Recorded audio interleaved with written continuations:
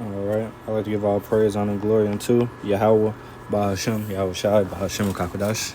Double honors to the apostle elders, great millstone, who tells us truth and who rule well.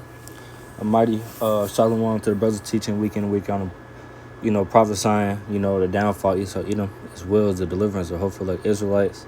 Another mighty shalom to the believers on the four corners of the earth.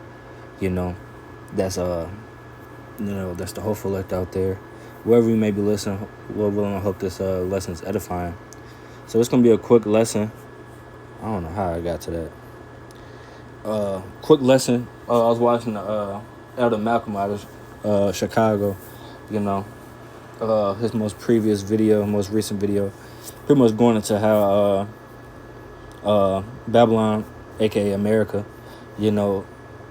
peace treaties, peace talks with Iran, you know, as well simultaneously, just said if Russia doesn't sign a peace treaty, with Ukraine, then they're gonna take some serious action. They're gonna take some serious military action, But this right here, just a response to that video.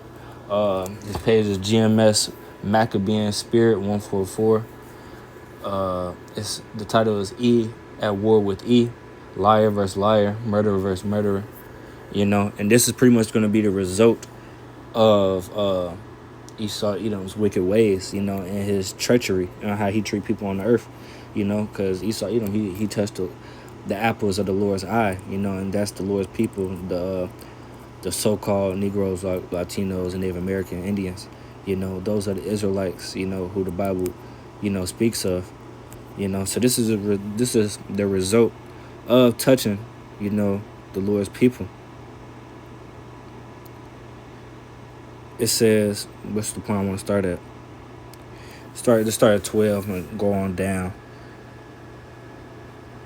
We could probably go on to verse 18, and that'll be it.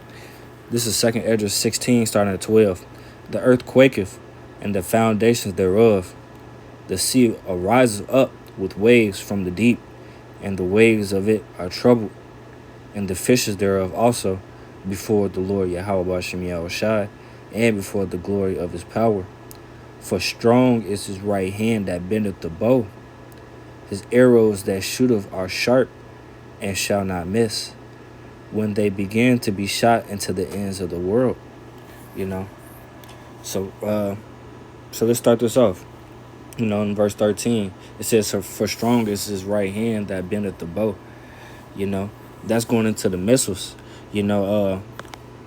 They couldn't necessarily articulate, their words back in the day, how they will be able to now in modern times, But the bow and the arrow represents a modern day missile and missile silo, The missile silo representing the bow, and the arrow is the missile, It says his arrows that shooteth are sharp and shall not miss, modern day, I shouldn't say modern day because it wasn't really no missiles in the past like that.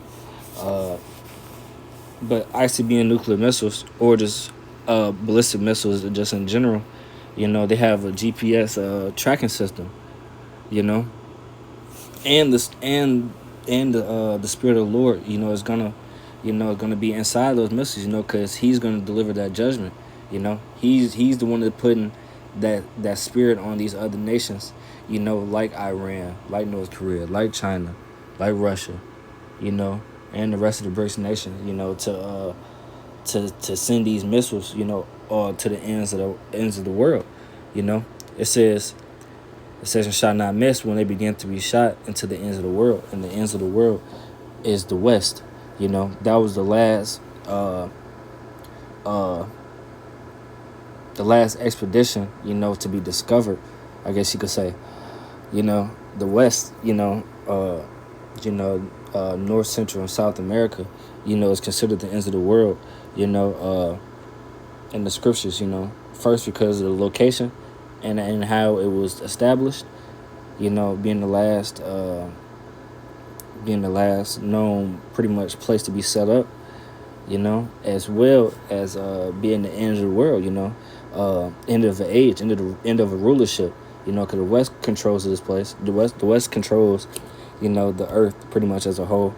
And the destruction, of this place is going to pretty much bring this whole world into economic destruction. As well as just violence. Verse 14, behold, the plagues are sent and shall not return again until they come upon the earth. So when you push that button, you push that button, that DEFCON button, to send them missiles, once it's sent, it ain't finna turn around, because the Lord put it in your spirit to even send that. So he not just finna change his mind. The arrow, I would say the arrow, which it is the arrow, but the modern day arrow isn't just finna turn back around. Once it has a set place and a set target that it wants to go to, it's gonna achieve what it wants, and what it wants to achieve is what the Lord wants to achieve, and that's complete destruction. Verse 15, the fire is kindled and shall not be put out till it consume the foundation of the earth, until it burns wherever it needs to burn, and that place is gonna be burned, completely, that lake of fire, which is Babylon the Great, also known as America. It says, like as an arrow which is shot of a mighty archer, return not backwards, like I said, even so the plague shall be sent upon earth shall not return again. So whatever the Lord brings forth, it's not going to turn back. It's not going to change his mind. It's not going to go after a different target. These plagues that's going to be sent upon the earth, especially Babylon the Great, also known as America, it's not going to be sent back, because the Lord has a recompense with this place. The Lord wants to give back for what they did, to the children of Israel. Furthering our affliction. Putting us through hell. Treating us like shit. Taking away our power from us and our inheritance and our heritage. It's only right, that these plagues, do what the Lord intends it to do.